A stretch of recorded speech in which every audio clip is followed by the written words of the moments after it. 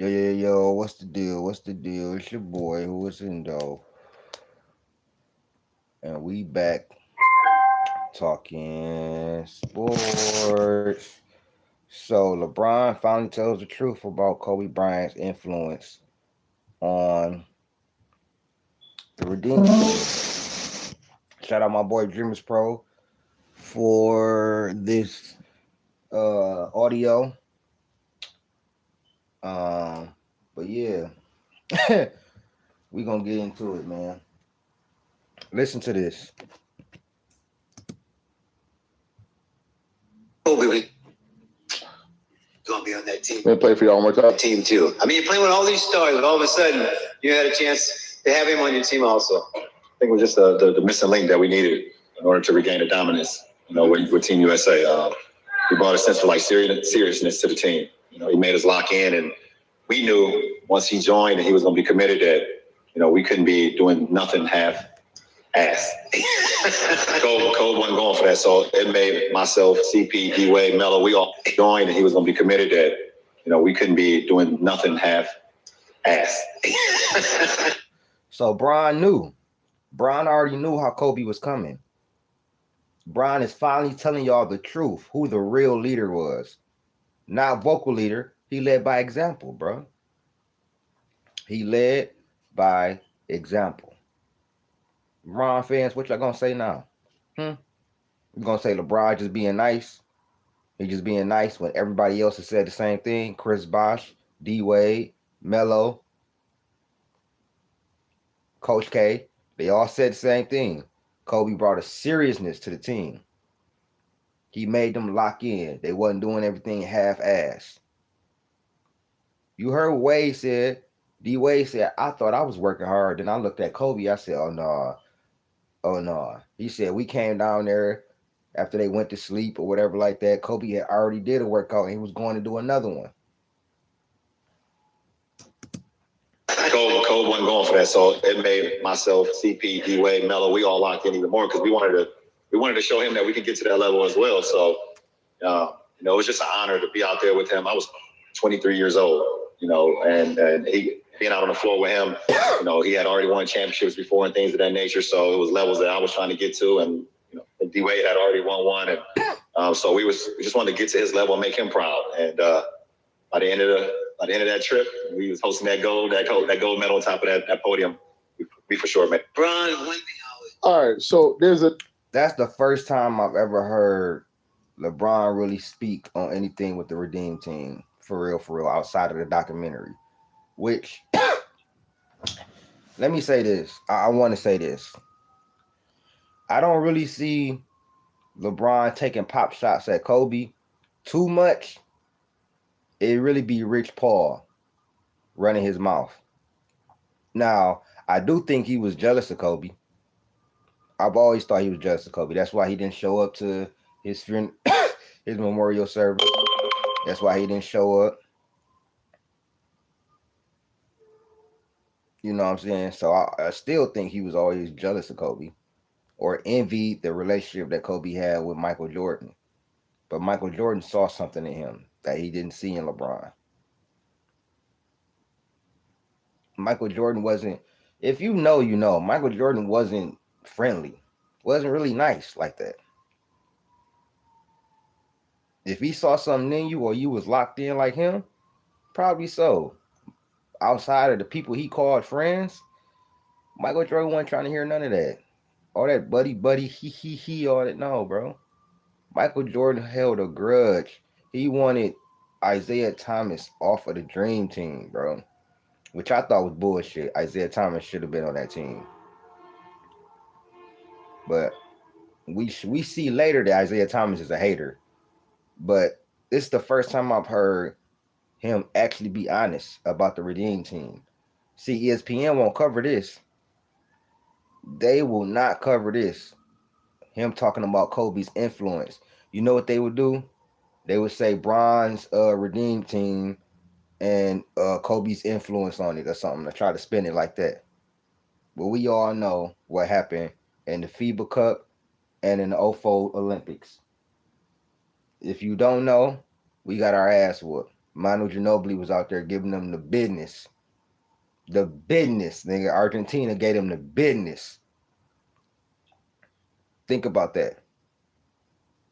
And we going back into that because after this, I'm gonna be real. After the people that I watched in my teens, like I didn't grow up like LeBron. I grew up on. Like I was like 12, 13 watching LeBron. KD, Steph, I was a teenager kind of watching them. I was already, you know what I'm saying, like that. But I grew up on Kobe, Duncan, Garnett, you know what I'm saying, Melo, Wade, you know what I'm saying, those guys, Grant Hill, you know what I'm saying, late Penny Hardaway, Jason Kidd, Steve Nash. That's what I grew up on. They gone. Now when this crop leaves, I'm gonna be real, because globally these boys have caught up. The Europeans have Dirk. Yep, Dirk, my favorite European player of all time. Him and Ginobili. Like I grew up on that era. When this era ends, bro, the Olympics is not gonna be just for the taking, bro. You see, they had to go get the legends for us to really barely win. It's finna get spooky. It's finna get real spooky, bro. Like, share, subscribe, hit that join button. I just never heard him speak this way. If y'all want to hear it again, you know what I'm saying, I'm gonna play it one more time. Honored to be out there with him. I was one of the that couldn't be doing nothing half at the missing link that we needed in order to.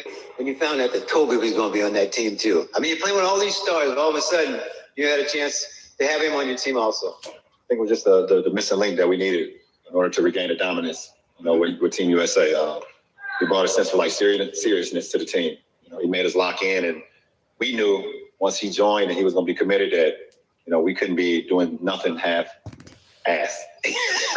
Cole wasn't going for that, so it made myself, CP, D-Wade, Melo, we all locked in even more because we wanted to show him that we could get to that level as well. So, you know, it was just an honor to be out there with him. I was 23 years old. D-Book, your favorite player? D-Book is a Kobe descendant. D-Book loves Kobe. Shout out to D-Book. We love D-Book here. Michigan, baby. He from Michigan, baby, so you know I love D-Book. You know what I'm saying? I want him to join the Pistons.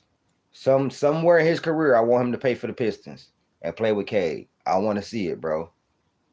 I want him to get, you know what I'm saying? But he happy with Phoenix. You know what I'm saying? He signed with Phoenix, so much love to D-Book. But you would have been better here, my boy.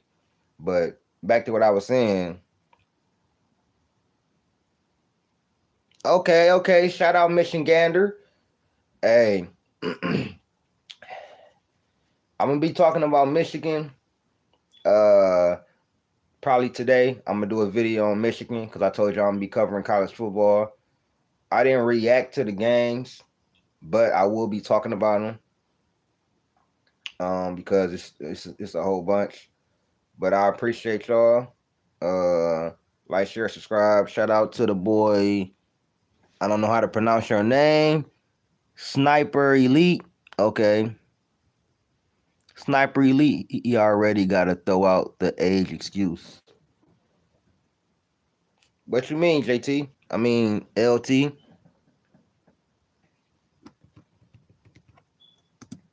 We knew once he joined and he was going to be committed that, you know, we couldn't be doing nothing half ass.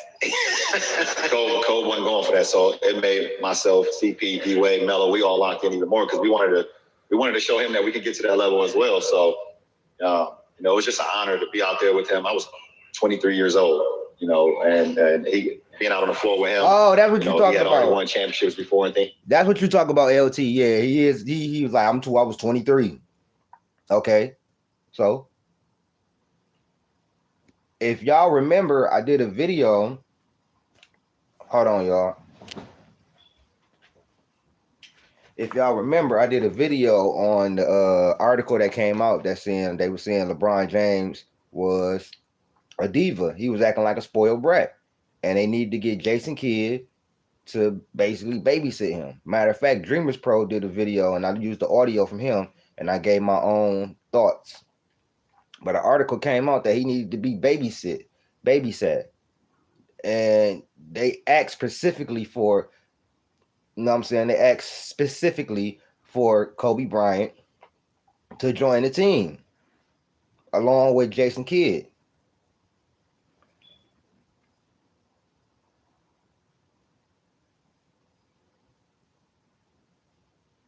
Okay, talk that. Oh, LT, bro, you get a wrench just for keeping it real like that. I normally don't give out wrenches this fast, but you get a wrench. You get a wrench, my boy, because that is the facts. What's up, Buki?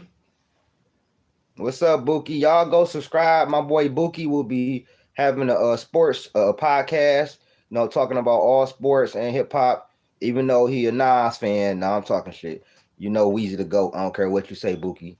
But go subscribe to my boy podcast when he makes it. You know what I'm saying? We definitely gonna link in with my boy because you know what I'm saying? He definitely helped this channel. So shout out to my boy Buki. But yeah, man. Yeah, my boy, shout out to LT, new moderator in here, man. You know what time he was speaking that talk, bro. So you know we reward real talk here. And things of that nature. So it was levels that I was trying to get to, and you know, D Wade had already won one, and so we just wanted to get to his level and make him proud. And by the end of that trip, we was hosting that gold medal on top of that podium. We for sure, man. Bron, when So there you have it. Nothing else to talk about. When we talk about the Redeem team, I'm just gonna play this. So LeBron fans, there ain't no more arguments about who was the leader in the Redeem team, who they was looking up to, who inspired the team, who motivated the team. We don't need to talk about that. And we want to talk about on the court. LeBron, I say LeBron probably was like the third best player, but it was D Wade and Kobe in that gold medal game. Go watch that gold medal game, and you tell me if Kobe was the closer, but D Wade was cooking on that team, bro. Go watch that game, and you see what happened. Like, don't get me wrong, he raised his level. He raised his level from 04 and 06. He right. Everything he said was actually correct. Like LeBron wasn't even capping right there. Like no cap, bro. LeBron raised his level and he played very good, bro. He played very good. And I will give him a caveat. They was young, but he's still doing the same things, though. D Wade grew up. He is still doing it. Still using the same excuses. Now he revising history and stuff like that. So it's safe to say that you're still doing the same stuff you was when you was 23. I actually thought he was more wholesome when he was young in Cleveland. Facts. Tell the truth, LT. Top 5. Like it or love it. Like, as y'all know, I have him as my GOAT, but this is the thing. Kobe is my GOAT. But if somebody was to come up here and say, oh, I think LeBron is better than Kobe, fine. But it's when you try to dismiss. Like, you know what I'm saying? I'm going to argue. I'm going to be like, nah, bro, he ain't better than Kobe. You know what I'm saying? But if somebody come to me and be like, yeah, I ain't finna go to them and be like, oh, if you don't have Kobe top 2, you don't know basketball. Now, personally, if you ain't got him top 5, I just don't really want to talk with you. But, you know what I'm saying? You entitled to your opinion. But it's the problem with LeBron fans is they start insulting you. They start, you know what I'm saying, trying to get your page shut down, stuff like that. They can't fathom another opinion that doesn't have LeBron as the GOAT or even top 2, maybe 5. You know what I'm saying? They don't like to listen to other people's opinions. If you don't have him as the GOAT, you don't know basketball and you hate him, which is the dumbest shit, the most female emotional shit I've ever heard. If you don't have him as the GOAT, I say the same thing for Jordan. If you don't have Jordan as the GOAT, you don't know basketball. I don't agree with that, bro. Everything is subjective. Now, Jordan is the consensus GOAT. Don't get it twisted, bro. Jordan should be named the GOAT. But it's just, bro, you gotta listen to other opinions, bro. But you have to come with facts. You have to come with facts, not emotion. I come with facts, bro. Yo, salute. Exactly, LT. And that's my biggest problem. Dismissing the other eras and everything like that because they don't have their king at number 1 or number 2. That's why I had a problem with Stephen A. Oh, if you don't say he's top 2 or top 3, yeah, you don't know what you're talking about. That's just asinine. Like, Stephen A., who are you to say that, bro?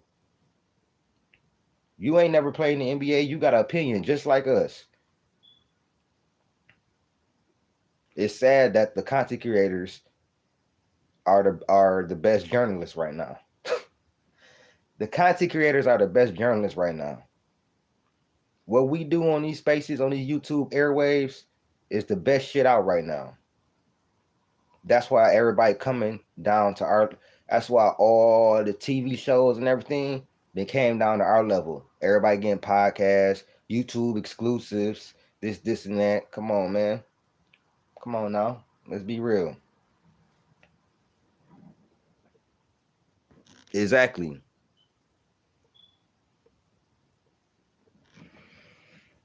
But yeah, man. It's just hilarious, man. I appreciate everybody for showing up. It's early, you know what I'm saying? But I appreciate everybody for showing up to the stream. Like, share, subscribe, man. Get this to at least 20 likes, man. Get this to 20 likes, man. As I told y'all before, I'm about to soon start uploading full podcast episodes to my Patreon. You will only get my podcast on my Patreon. My full Michigan Boy podcast, which will be about an hour long. You will only get my podcast on my Patreon. So please subscribe to the Patreon. It's $3 a month. So subscribe to my Patreon because 2026, the Michigan Boy Podcast will be here. Will be here. Thank y'all for tapping in with me. Shout out my boy Motion. Shout out Sniper Elite. Shout out Chris. Shout out DBZ. Everybody in the chat, man. I appreciate y'all, man. I'ma holla at y'all, man. Peace.